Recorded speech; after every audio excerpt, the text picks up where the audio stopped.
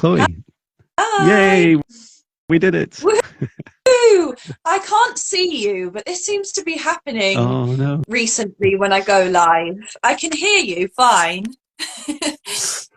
that's really that's really strange. I look amazing, just in case you're wondering. I'm like, I look I so did see you happy. before. I have no Oh, doubt. well, hopefully we can share it and you can see for yourself. Yeah, But yeah, thank you for coming along. It's so exciting to thank you chat for and to see having you. me. And at least in the virtual being, we've been Mhm. chatting for what feels like many months, and it's a real honor to go live with you and chat further. Yeah, likewise. I think this has been a long time coming, a long time overdue. So I'm excited to see what juicy stuff comes out. Yeah, definitely. Me too. Yeah, all in divine timing, right? We never really understand Mhm. like why it has to be this specific time until often afterwards, and the people that join. Hello to everyone that's joining. Um, but yeah, perhaps Chloe, you could give us an introduction and tell the universe a bit about yourself. Sure. Well, thank you so much for inviting me to do a live. I love doing lives, and I went through a bit of a hiatus with them, and I feel like now it's a really important time for us to share our voices, isn't it?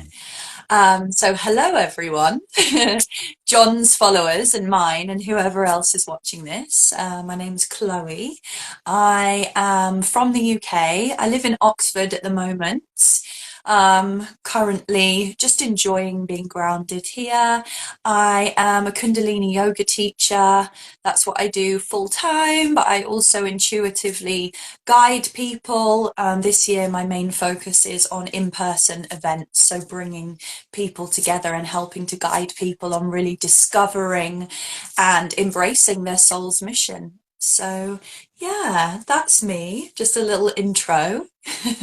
Wow, it's so cool. Oxford, I love Oxford. Mhm. Haven't been there in a long time, and our story with Oxford is this many years ago. We borrowed a caravan, and I felt that it was so important when you have a caravan to drive it really far. And so we were drove. The first place we went to was Oxford. I don't know. I don't even know how long it took. But it was such a beautiful. It's a city, right? Oxford. Yeah, yeah. I don't live in the Okay. city. I teach in the city. I actually Mhm. live in the middle of the countryside. But yeah, Oxford is a Oh, city. fantastic. And your Mhm. work. I mean, it's what the world needs right now, and it's so cool. Like you're there for a reason, right? Mhm. Yeah, I feel like Oxford is it's the intellectual centre of the UK. Mm. So there's a massive space for spiritual work, and especially working in the heart and really getting people out of their heads and into their heart and building more of a connection, rather than really getting stuck in the intellectual mind, which is wonderful, but it can be even more expanded when we bring in the spiritual aspects. So it feels like quite an exciting place to be and sharing it with the people here. Oxford's never thought, it was never somewhere I expected to end up, but it kind of just happened and it was meant to be. Oh, that's so cool. Well, thank you. And I'll give a very quick introduction because I'd love to share this wherever, so at least people will know Mhm. who I am too. I'm Jon Binnie. Hi. I live in Scotland. I'm now a spiritual mentor. I went through an awakening in 2017, and we can talk about those in a moment. But I've been meditating every day since then, and since about 2019, writing songs every day. And in the last 3 or so years, I also broadened my work into energy clearing and healing and helping people connect with like past lives and future lives. And it suddenly all became very quantum. And just last month, I resigned from my corporate job, woo, which is 26 years in the software industry. Wow. So saying goodbye to that and embracing this new reality, and I'm just so excited for my new job. I'm just Mhm. like, yes, finally I had the courage. Um, so yeah, that's me. Yeah, I'd love to take us back to our awakening experiences for those watching who are, especially those that are, maybe in the early stages, or maybe they've been through one of their first awakenings, or maybe they were like born awakened, like I guess we all are, but have always wondered what it is. Like, what was your awakening like, Chloe? Mm. It's such an interesting question, and it's not a straightforward answer for me.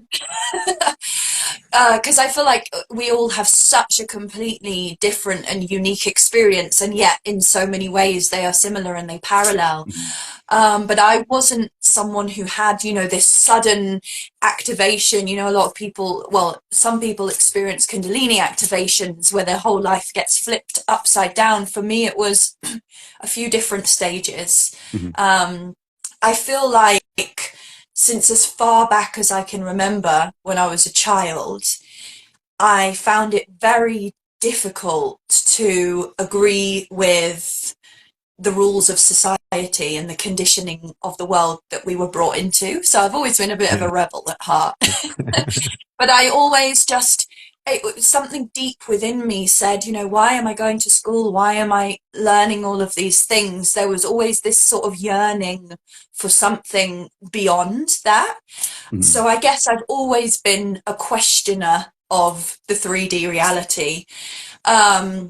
Which led me down a darker path of, wanting to escape this reality through drugs and alcohol and going down that route. Mhm. But it was really when I was in my early 20s, I just kind of had enough, and I was like, I just want to go away. Started going traveling. It sounds very cliche now that I'm saying it out loud. But it was meeting people outside of my usual social circle, outside of my work environment. I was living in London at the time, so I was just Mhm. surrounded by angry people using the underground. Yeah. Yeah. I know. So Yeah. it was it was taking myself out of that situation. I went traveling for 7 months, the first time I went, and it was just meeting people, not only from different cultures, but from all different countries and different walks of lives, who just had a completely different experience of reality. Mhm. And that sparked something within me. I was like, wow, that has just activated me, opened my mind up. And from that moment, I was just hungry for knowledge in my early 20s. So I started reading books, just reading about spirituality, watching videos, started meditating, working with crystals. I had quite a few strong experiences of premonition and psychic abilities, and that's when I was like, there's something more than this world around us. Yeah. So that's where it all began. So I was tapped into the magic in my early 20s, but then there was the issue of having lots of traumas and lots of things that needed to be dealt with. So it was imbalanced. It was Mhm. like that was my awakening, but I didn't know what to do with it or what the purpose of it was. So it took years and years of kind of moving 10 steps backwards and 10 steps forwards and then back again and forwards Yeah. again. But I would say that was my awakening. It was meeting people who challenged my way of thinking Mhm. that awakened something within me. And it made me realize that, we are multi-dimensional, multi-faceted, incredible quantum beings, and life is not linear, it's infinite. Yeah. Oh wow. Oh, thank you for sharing. Thank you for sharing your journey, and there's such excitement, and also just holding space. You touched on the trauma, and I'd love to talk a bit Mhm. about our shadow work shortly. And I also want to reflect a bit on that. Like often I describe my journey, and I think until quite recently, I believed that my awakening was quite fast, that it was kind of an overnight shift. Um, but actually, when I trace back to, I remember in my teenage years saying to my older brother when we were kids playing out in the garden, I just stopped him one day and said, I think this reality is probably a simulation. Wouldn't that be amazing? And his response was like, he kicked me in the leg and said, shut up. And I was like, I wonder. And I remember I think I was 17, and my mother who had been trying, I think it was kind of like a kind of Reiki healing that she was doing. She was trying to learn, a few different things. And she did this little session on me, and it had this like immediate profound effect. Like I remember connecting into source and having like, I didn't even know what that was, but it was just this big bright light like coming down from above me when I closed my eyes, and she was just stood behind me with her hands like this. And then I remember seeing a lot of faces, and I also remember seeing the swords, the sword of Camelot, the Excalibur, and it being in a stone, and that kind of opened up me enough to think that there's more for sure. Yeah. It was like to that question of like, is there more out there? Yes, there definitely is. But I didn't know about any practices or anything. I didn't know about spirituality as even a thing.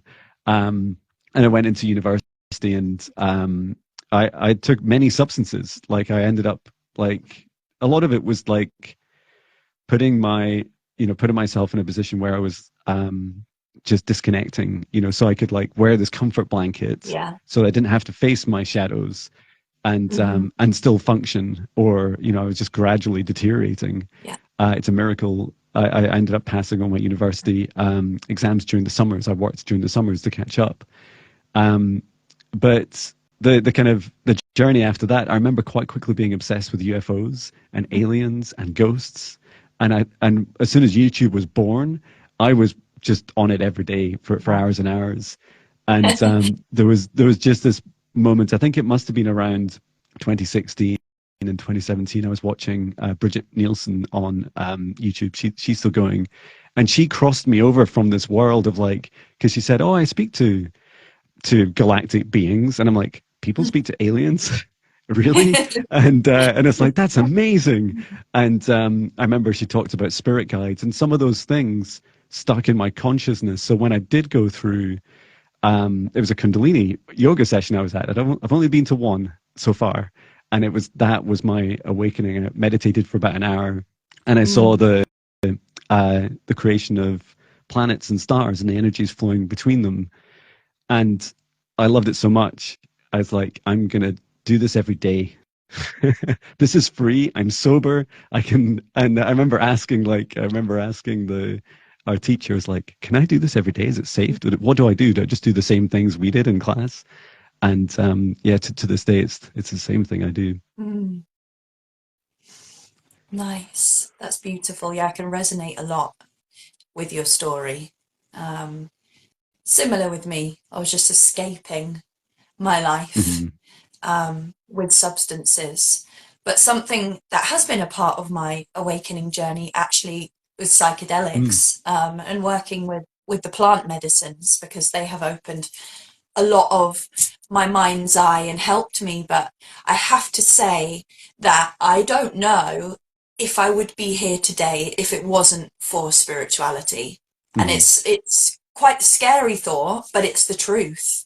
It has given me a purpose to be here and keep fighting, knowing that there is something so much bigger and so much more expansive beyond this life that we're living.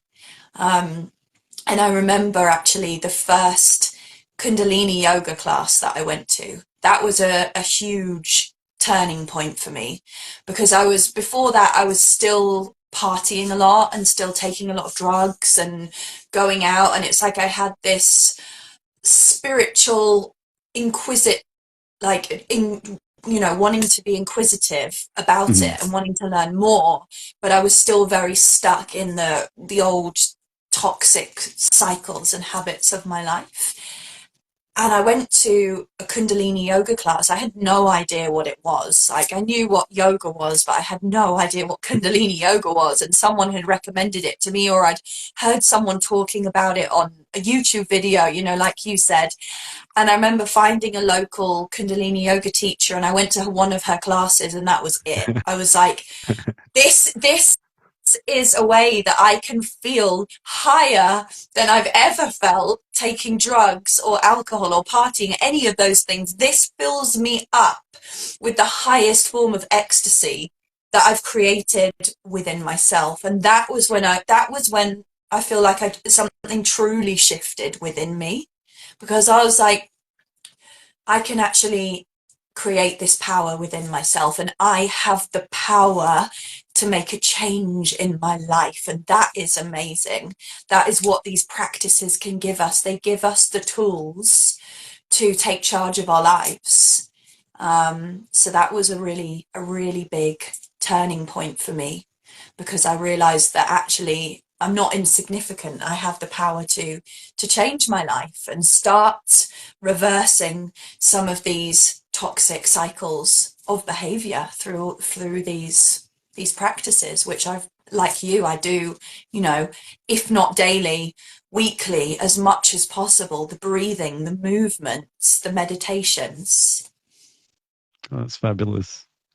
And yeah, and I just want to hold space for, you touched on, you might not have been here Mm. to, and I just want to hold space. Like, there's, if anyone's listening to this, or, is aware of someone else that, could be in a position where they're just on a, trending in a direction that is really destructive, just to hold space for each other. And I find that, by engaging in practices like Kundalini yoga, meditation, like breathing, there's so many things, like showing yourself there's a different way, there's a different reality, even if it was just 5 minutes a week. Yeah.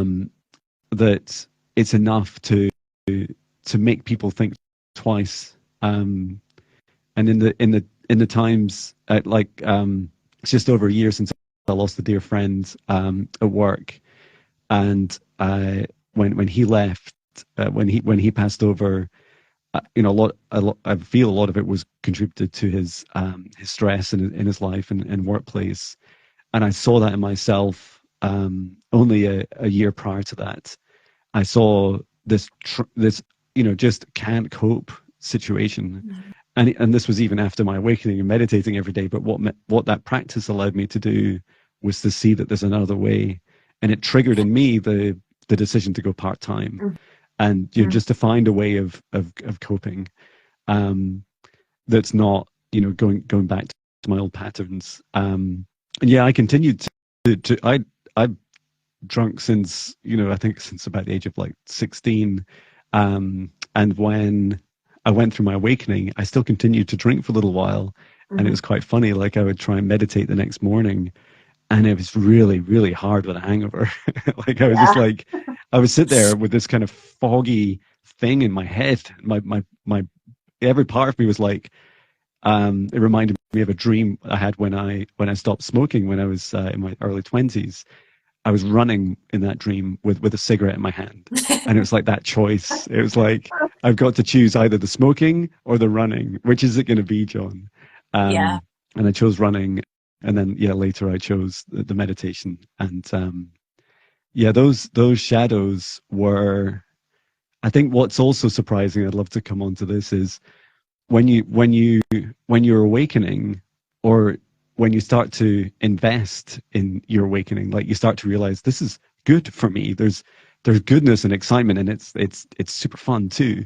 When you realize that and you start investing in it, of course, all those bad habits start to become incompatible, and you start to decide to separate yourself from them.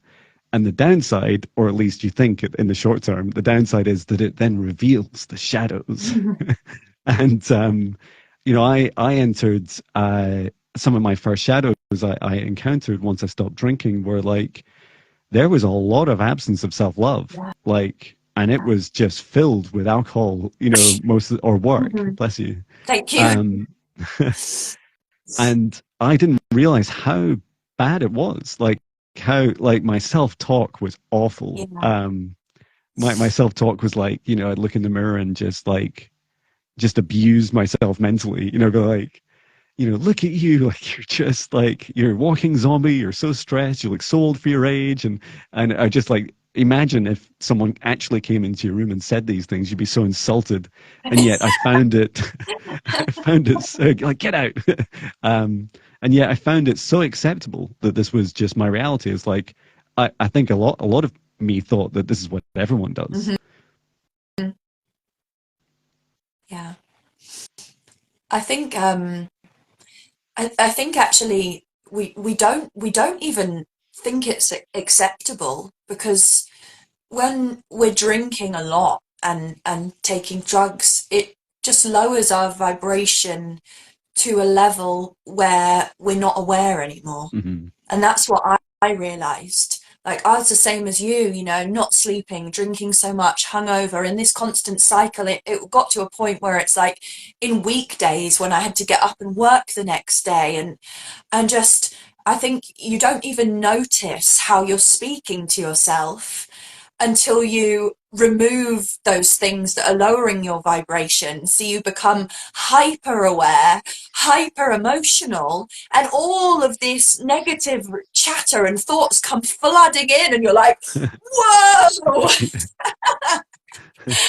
So I think, and that's really been another thing on my journey, has been really softening and realizing that, I just never realized before the damage that it was doing. And it is, like you said, it's just become such a cultural norm to go out and let our hair down after a stressful week. But it's shouldn't be that way. It's about remembering the ancient ways, remembering what humanity should be like. We shouldn't have to be so stressed that we have to let our hair down on a Friday, and ruin the days ahead. There are actually much better ways to release that stress from your body and raise your vibrational energy, as you know, with some of the incredible meditations that you do and I do. I've got a whole bag full of practices that I call it my toolkit, or my Mm-hmm. toolbox, or my makeup box, that I go and take something out of when I'm feeling a certain way. And it's the hardest thing is the process of reprogramming the software that's in our Yeah. mind, into the new practices. But the beauty of it is it does happen on a subconscious level. So it can feel at the beginning on the spiritual journey, when we are starting to recognize the bad habits and wanting to make good new habits, healthy habits, it can feel a bit forced at first, and that's normal. I think I just want to put it out there. It's Yeah. okay. Sometimes you have to force yourself, as long as you're not forcing yourself to over push your body or hurt yourself. Forcing yourself to get up and meditate, okay, it's not going to do any damage, is it? Forcing yourself to go out for a walk, because when we do this, it reprograms the mind on a subconscious level, until eventually we'll wake up one day and be like, oh, my body feels heavy, I feel dense, my mind is foggy, I'm not going to look on my phone for a couple of hours, I'm going to take time out, I'm going to have a nice tea, I'm going to do some breath work, maybe some journaling, meditation, whatever it may be.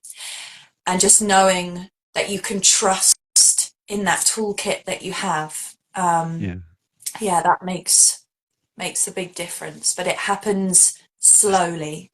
I think that's just so important for Yeah. people to know. And that's been something, like, one of the hardest lessons for me as an Aries. I am super impatient. So Yeah. I think Plus one. most people in modern society as well, like, we have been bred to be demanding and fast paced and impatient, and it takes a lot of dedication to actually rewind and unravel that, so that we can just be like, ah, it's okay, slowly. All in divine Yeah. timing. Yeah, I love that. I wanted to share. I was asking my guides. I was like I'm going to do this live stream, and like, what? How do I explain shadow work to people? Yeah. And they're like, John, like they're like, John, tell them about your experiences of moving house. So after this is just over a year ago, we used to live in a very big house, certainly for any standards, but definitely in Scotland. And so it was a 6-bedroom house. It had this huge separate garage which was used to be a Zumba dance studio, and it turned into a music studio. And we had like a motorhome, like a huge motorhome, and car and stuff. And I was working full time, and this was like earlier when I was saying like I was getting to a stage where it was no longer viable, and my health was not I wasn't putting my health first, because I think if I had, I probably would have lost my job, which is not the wrong thing. It's just like, I was going to learn those self-care lessons later. But I knew something had to give. And so I was chatting with my wife, and I was like, why, there's this house, like, it feels like I have to work all these hours. I was working maybe 60, 70 hours a week, and it was so stressful. And probably looking back, the most stressful thing was all my negative self-talk every day, saying, John, you're not enough. John, didn't matter what other people said. And almost every day looking for reasons why I'm imperfect. And so we decided to move house. There's like a couple of rooms in this big house we didn't even use with as a family of 4. And we also found that every time we went away in our motorhome, we loved being together, like in a really small place. And then when we came back to the big house, we'd all sit really close together, like on the same sofa, because we just loved, we're a very close family, really love being together. And so what we did was we sold the house, and the whole journey of how we found this house was, just a beautiful lesson in manifestation. But it's perfect in every way. It's a 4-bedroom house. It has this garage. Half the garage I converted into this in this music studio. It's how far away it is from the old house. It's like one street. It's like the street over. We didn't even know it existed. The shadow that one of the first shadows that we faced was the size difference. I think our new house is about half the size. And one of my shadows previous was this. I'm sure many of us do it, right? This retail therapy. And I would go onto Amazon and I would buy like the junk I would buy. I'm not even sure what I bought. A lot of things. I even got to the stage where I'd start to like check back through my order history to see if I actually already owned it, whatever it was. And when we moved house, just to be able to fit all our stuff into our new house, we have quite a big car. It's almost like a van. 23 carloads we took to charity and to recycling. And we're like, what is all this stuff? What is it all? And to this day, I'm still a bit, bemused about what it was. And then when we stored some of it in our new garage, and then we did a second wave, which another 7 carloads. And I heard, like, when I was going through some exploration of manifestation, I loved this analogy of our homes, because our homes are very much like our behaviors in that, and apologies if this triggers or offends anyone, but for example, your toilets or your restroom in your home, like, you don't want to clean it every day, right? Like, it's pretty bad. Or if you've got a family of 4 and, they're all using the same toilet, it's like, it's not somewhere you want to have to go every day, but you know that if you don't go there once a week, it's only going to get a lot worse. And and same with the clutter, right? The physical clutter that we have in our homes, cupboards sometimes, but also like just in your garage, anywhere. This is where negative energy and even entities love to reside, because they're the parts of it's like a representation of the parts of the selves we ignore. And just like my studio is like my comfort zone, I have to keep coming out of it. Like, it's a beautiful place to be in, a sacred space to be in, but I have to get out. I have to go out and see the real world, and I have to face those things that constantly trigger me, or the clutter that just sits outside, just the other side of this wall behind me. If you can see it, Chloe. And that's been a real journey as well, and it's still a journey for me. Like, I raise it now as a shadow for me, as that my wife said, John, before, as you're working your notice-free corporate job, let's clean all the clutter in the house, because imagine starting your new job, which you're going to spend a lot of time in the house. It's going to be clutter-free. And I was like, that's a genius idea. Thank you. Let's do it. Yeah. Oh, I love love that. And it's so true. It's so important. I think I read a book a while back about financial abundance, and it was like, whenever you want more money, clean stuff out, like get rid of things or give things away, do a big clear out, because it's like, it's that energetic universal law of making Mhm. space when you're asking for more to come in. And this is the importance of shadow work. I think people get really scared by the term shadow work, and they think it's going to be really dark and really painful. And yes, some aspects of it are, but it's the truth, Mhm. you know. And like anything that's challenging on the external world, say you're doing a fitness challenge, it's painful and it's difficult and it pushes you, but afterwards you feel incredible. And for Yeah. me, that's the same as shadow work, you know. And the process may be longer, and it comes and goes in waves, but it's absolutely 100% necessary.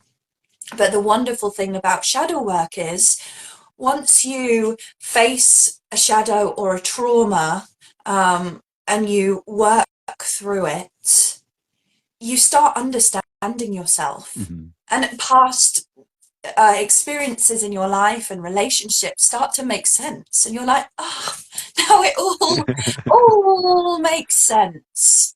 I Yeah, similar, something similar to you with, actually, with moving. And I was speaking to someone about this morning. So kind of the second big awakening of my life happened when I decided to actually become a yoga teacher, and I decided that I can no longer anymore be an events manager. Similar to you, Yeah. my health was declining. I was severely depressed. I was pushing people out of my life. I wanted to be on my own all the time. You know, it was really getting serious. So I was like, I have Mhm. to do something about this. I was like, I knew that I loved teaching and educating others, but I wanted to help people do something positive with their lives. So it was at that point that I decided to do my yoga teacher training, but it was also at that exact moment that the pandemic happened and all of that happened. Yeah. So I had to leave my life. I was living in Indonesia. I made the choice to leave there, because I didn't want to be stuck there with no job, and I didn't know how long it would be for. So I came back to the UK, so in 2020. So I had no job, no car, no home. I had about 8 grand in savings, which I ended up spending in those 2 years of being back because I didn't work. So it felt like my whole life came crashing down to ground zero. Mhm. But the beauty of that was that it was giving me a clean slate to start again. Yeah. And it was when I came back to England, and I had to live with my mom again, you know, I felt like, damn, I'm a teenager again.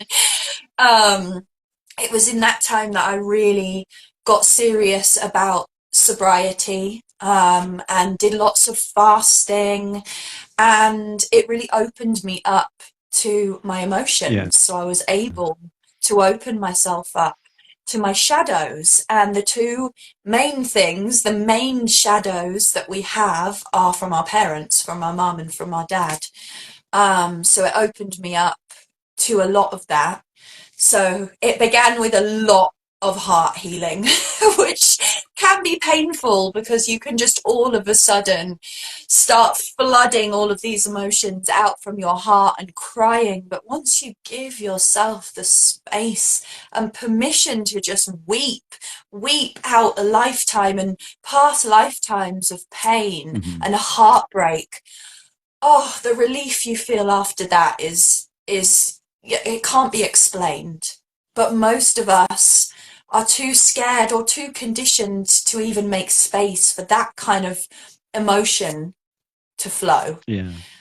So that really happened to me, but I had to come to this point of ground zero, of feeling like I had nothing, almost just just being like, I've got nothing, so I might as well just completely break myself open and start again. So yeah, I had a lot of father wounds, so I've never met my dad. He ran away from my mum, unfortunately, when she was pregnant. So Oh. there's never been a relationship there. Mhm. And I've always been quite a strong, independent person growing up. And it was only really in the last 7 years that it started dawning on me that this actually has had a huge effect on my life. So yeah, worked through that and just started journaling on it and was just really honest about it and just put all judgment aside and just said,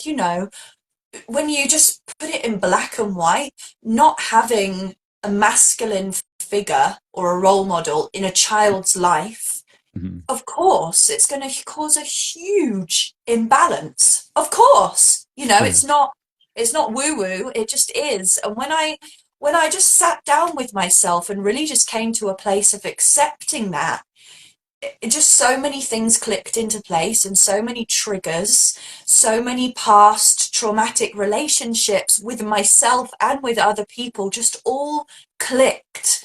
And when I realized that was the reason why, I was able to forgive myself and forgive other people for so many layers of my past. And this is the medicine of shadow work. It Wow. starts off emotional and maybe a little bit painful, Mhm. but once you allow that to come through, it's almost like little threads that start tying little wounds together to help you build yourself up that little bit stronger and just gain this much deeper understanding of yourself, rather than being told that we need therapy or that we have mental health issues. It's actually saying, no, I'm going to take full responsibility for my life experiences and I'm going to figure out how to move forward from there. Wow, incredible, Chloe. And you're so brave. Well done. Like your journey. Wow, that's incredible. Like how you were able to, really go back to nothing. It feels like when you're first born, right? You're kind of born Yeah. with nothing. And there's me with my 23 and maybe 30 carloads. I'm thinking, wow, like Chloe had like you had like no carloads left, or even a car to put them in. And there's something so beautiful about that. Mm. And holding space for your journey as well, like not having a father in in your life, that's really tough. And yeah, I get that. I can relate to some of that. My father left our home when I was about 15, and in I was very blessed to be quite close to him and had a good relationship, but that absence is strong. Like it's Mhm. so helpful for us to have a balance of masculine and feminine in all of us.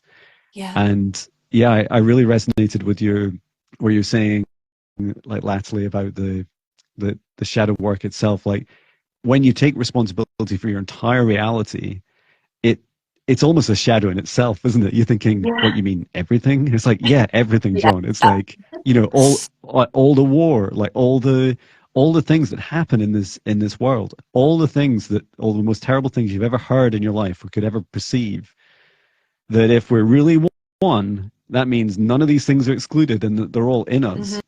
And I think that was part of my and taking accountability for the realizing that it's still something I love reflecting on today. Like when you do that shadow work, when you find those things, like my latest adventure into shadows, or like healing my self love and lack, like that fear, like you're saying earlier, of losing everything. Now I'm leaving a highly paid Mhm. corporate job to literally almost nothing. And I feel it's really funny now because I feel I've made such great progress with that shadow that it's almost illogical, right? And in Mhm. fact, arguably it is. Arguably, I look at like my business plan, which is like, to be a spiritual mentor, and do a range of different things. And I wrote out my vision for 3 years, and I have literally no plan to get there. Just the surrender, the guidance, being open to, receiving. And I loved what you said. One of my mentors is a business coach, Jenna Holloway. Like, she said, if you want more clients, you have to make the space. And I Yeah. was like, what do you mean? What do you mean by that, Jenna? And she's like, well, and it brought me back to the house analogy. Like, if you want to have a business, and sometimes it's in our home, right? If you want to invite clients in, well, are you going to have clutter in there? Are you going to have opening hours on the outside that say open 10 minutes a day? Are you going to say it's open, but then look so busy that no one would ever want to disturb you? And these behaviors are so powerful. And that's one thing I'm now doing next week when I'm on holidays. Like everything is a practice, and everything is a growth opportunity. And as I'm on holiday, I'll be like, I'm not trying to, build my offerings and my services or advertise or do anything like that for that week. That is my time to rest and reflect and receive. And I'm saying it publicly. I'm holding myself accountable, Jon. Like, stop posting so much. That's my other shadow. Stop posting every day, Jon. I'm not going to take my music equipment with me. I might do the odd, meditation message or something, but that's it. And yeah, I feel like making space, because if you can make the space, it means that in your home you've actually like healed the things that are, the monsters lurking under the bed and in the cupboards and in the clutter, and that you're physically and spiritually across those dimensions making yourself available to receive. And that was also a big shadow of mine. Like, I could give until I die, but if I never receive, that journey is going to be pretty fast. I actually want a long life. Yeah. Boundaries are a great lesson that you learn through shadow work as well, because you begin to realize, how our own actions affect ourselves, and how that we can learn to be kind and say no in a kind way and really speak from the heart. And it's really important that we always take a moment to tap into the heart rather than speaking from the shadows and from the triggers. Tap into the heart, see how it's feeling, and just breathe into it, and then speak from the heart. And I've really been practicing recently saying exactly how I feel, but from a heart-centered way. Yeah. And that can be really scary, because I've told people that what they're asking me to do, I don't agree with. And so far it has all been received well. And I think that's the thing. We're so scared to speak the truth because of conditioning, like you said, of over-giving and wanting to please others. A huge shadow that was revealed to me last year was that I was terrified of people judging the way that I presented myself on social media. And that's a really weird one for me, because I've never really cared about what people think of me, but it was something about social media, and it was more to do with presenting myself in terms of my business and my services. There was a real shadow and feeling of insignificance there. So I've worked through that now, but it's, all of these things come up, and just like it never ends. I don't want that to sound off-putting and scary, because the more that you work with it, the more that you kind of become your own personal development coach. So when a new shadow does come up, you become more equipped with how to welcome it and how to work through it. But I also just wanted to touch on what you said about what we experience in the external world, like wars, but then also, all these extreme things going on.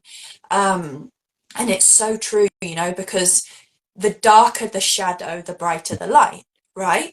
Yeah. So, and I've experienced quite a lot of people in the West on the spiritual journey, and they get to a point where, we all have it, dark night of the soul, or when the darkness just seems so strong, and you find out things maybe about the world that are really scary. There are evil spirits and energies in this world. Mm-hmm.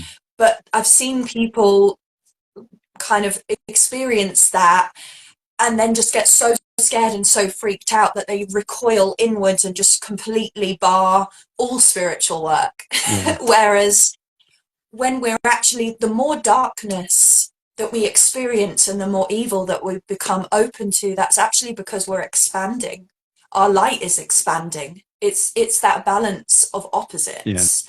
And that's another thing that I've really, really sat with, you know, and that we also have so much internally to work through. We're all at war with our minds. I Yeah. think That's so true. I can speak for everyone in the world. We're all at war with our minds, you know, and until we are all consciously working on ourselves and working through it and raising that level of consciousness up and up and up, you know, it's going to be this way. But what we see on the outside, like for me personally, the more that I see war and the more that I see people arguing and fighting and hating on each other, it makes me want to work on myself more and be a better person. And that in itself has taken time to realize that it's like, okay, that is out of my personal physical hands, but what I can do is draw all of my awareness into myself and my own personal power. Wow. Well said. Clapping my hands. Yeah, it's quite shocking, right? I did meet a group of people in towards the end of last year, and I sat and explained some of my knowing about how the deepest, darkest things that have ever happened are part of me, and they found that shocking. They were like, "But Jon, you're really nice," and I said, "It's not. It's not just me. It's all of us." Yeah. And it sounds counterintuitive, especially in modern society, or at least in Western culture, to think that you could stop a war by, you know, cleaning your house. And yet the reality is that the reason these wars are happening is because and the reason we're able to hate on each other so much is because we're able to create this dualistic reality. And there's many agendas that, you know, there's many forces that want that. They want the duality. They want us to separate ourselves and say, no, there's that one thing I would have done that. You know, I would have never, like, I don't know, stamped on that kid's foot or something. You know, that would never be me. But the reality is, like, no, the reason that someone else did that is because we're all a reflection of each other. And so as soon as one person is, you know, committing this act, it's because in the same shared reality, in the same oneness, we still have these same inner challenges to overcome. Yeah. And I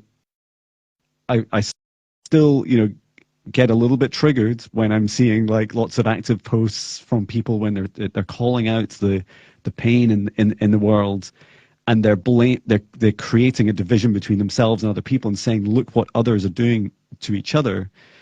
And then I keep coming back to myself, and it's got a lot better. And I remember saying, you know, to a friend yesterday, like, I really love and respect your bravery of like sharing this, because it's important to acknowledge it. And that's the first stage of shadow work, right? Like, and not everyone, you know, everyone gets to choose their own mental models and how reality works, and everyone gets to have their own opinions, and there's no right or wrong. But it does resonate with me that this whole world and all our collective shadows are all connected, and that the more we energetically tackle the ones inside of us, like, you know, all those things I bought from Amazon, or how I'm scared that when I leave my job I'll have no money, like, all those things are very common in other people. And I know that by facing it, I'll be one person. Like, you're inspirational, Chloe, and your journey inspires me. It's like, Chloe did it. Chloe's, you know, Chloe's like another human like me. I could do it too. And this ripple effect, it does have a profound effect on the world. Yeah. And I just want to check on time. I know we're coming up on an hour. And we were talking about boundaries, which is like, we could talk, I could talk about boundaries for forever. But that's some of the big things as well I learned about, was just, you know, knowing who your, if you're running a business, who your perfect client is. Like, how do they treat you? You know, do they sign up? Are they hungry for what you're offering?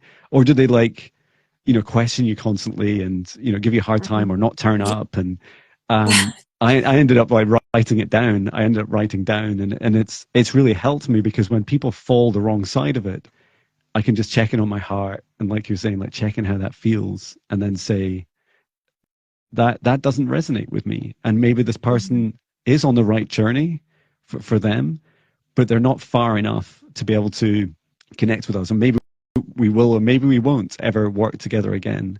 Yeah. But to know your boundary and your sovereignty, is a huge test of that shadow, right? It's like, but what about that money? And it's like, well, do you want to create a job for yourself where you're only ever chasing people who don't really want to work with you? Yeah. And it's, yeah, I'll just do another couple of minutes if that's okay, Of because course, there were a few things that I wanted to Go ahead. ride off the back of what you just said. But yeah, I love that what you said about people that you work with, because you're making a conscious choice to break away from the paradigm of the corporate, of the rat race, of the 9 to 5. So then you have to realize, like, I'm not doing this for money. You are doing it for money because it's going to be your financial generator of income, right? But when you start doing things for the sake of money, I find that's when you attract things that are not in alignment. And I've really been experiencing this recently, because I've been asking for big things. And when we ask for big things, the universe likes to test us by dangling little carrots of things that aren't in alignment, that are in maybe a past paradigm or the current paradigm that we're in, just to be like, I'm going to see if you take the bait and you continue to work harder than you should for less money than you should. And it's about saying, oh, I could do this, I have the time and the space. But then it's like, just don't say yes straight away. Think about it, set the boundaries. And going back just to talk about the wars, but this all ties in so beautifully with leading a heart-led spiritual business, is whatever you want from other people, just be the embodiment of it in yourself. Now, this doesn't mean that the whole world is going to change, but like you said, you were inspired by my story. So the more that we can speak and express ourselves and share our stories and be brave and stand up for the women and children who are dying, even though other people might judge us, if we can not let people down, or if we can just speak with truth and apologize, tell people we love them, all of these things, just embodying everything that we want to see in the world around us. Once more and more people start doing that is when we will see a shift in the world. And I always say, there wouldn't be wars if no one agreed to fight, right? And it's only That's so because we true. are fighting this battle internally that we, not me and you, but we as a society, as a Western culture, are in alignment with fighting one another and killing one another, because we have these demons and these battles going on within us. So eventually, as individuals, if we can take our power back, turn our awareness inwards and embody the people that we want to surround ourselves with, that is when the world is going to change. And I can see and feel that happening already, and I am feeling the energy of this year, this 2024, this 8 year, is really asking people to express through voice, through song, through words. So I think we're going to see a huge shift from people in this way, like a creative explosion. Wow, Chloe. Yes, yes, yes. Yes, all the above. And I would like to close on, I asked I have a mantis spirit guide, if anyone's done work with the mantis beings, they are like the kind of galactic peacekeepers in that they facilitate a lot of peace. So and I was asking them, like, how do you do it? Like, how do you get like warring factions across often different planets? But it can be even in, you know, the same family or friends. And this beautiful, I guess I channeled it. I recorded it. It's on YouTube as well. But the message was really clear, which was you get both parties together, just like the dark and the light in us, Mhm. and then you share. You start with the commonalities. So, you know, hands up if you have a heart. I have a heart. I have a Mhm. heart. Great. Do you have a family? Yes, I have a family. I have a family. Great. Do you love? Yes, I love. I love. And you go through like this whole journey of seeing the commonalities between you, Yeah. and then they face the differences. And by the time you've got to the differences, you'll have learned so much about each other's cultures. Do you believe in a God? No, I believe in, I believe that this is the one shot I get, and this is it, from here to here. Or yes, I do. I believe I return to God every time I finish a lifetime, and I get to decide what I do next. Like, when you start to give all that context and you see the commonalities, when you talk about the differences, often what people are fighting for is over the misunderstanding of the lack of commonality. They believe Mhm. that they're different. They believe that, Yeah. oh no, you must be like some sort of demonic race. And you're like, no, no, we're like, I literally have a father, so do you. Like, there's our blood is the same color. Well, not always across the universe, right? But Mm. it is really important. And I just love that. I love that it really helps me when I face my darkness. And you see me wearing dark a lot. It's like this reminder of my inner darkness, because I want it to be there with me Yeah. on my journey of light.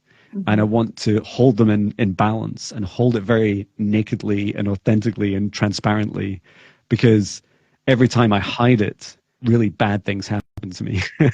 Yeah. I just end up in this, like, um, what do you call it? Like this kind of heightened manic spiritual state where you're totally disconnected. Um, Mhm. so yeah, I thought it was a really beautiful message from the mantis beings. And yeah, I could talk literally all day with you, Chloe, and I would love to do this. I'd love to do it again. I just want to thank you so much Definitely. for your time today, and connecting. It feels like the world needs to hear a lot more from you. I know you already go live a lot, and you do a lot already, and all in divine timing. But yeah, I want to thank you so much. Mm. Oh, thank you too, John. Thank you for holding this space for us. I had some resistance today because I was busy, and it always feels so good to just show up and talk. And I like doing it when I haven't planned, you know. Mhm. I like doing it and just letting it flow. And I really feel Yeah. like this conversation had some beautiful messages. So Mhm. thank you for holding the space. And I loved that mantis message as well. That was really Yeah. powerful. Like, that's a really good idea for holding group space as well, Mhm. exercises like that. Oh, thank So you. thank you so much. I would love to Thank do you. this again. Yeah, definitely. Yeah, we will. So thank you. And yeah, sending so much love to you. And I hope you have a beautiful Friday and rest of weekend, and life ahead. You too, John. Thank you so Thank you. much. Take care. Bye. Send in love. Bye. Bye.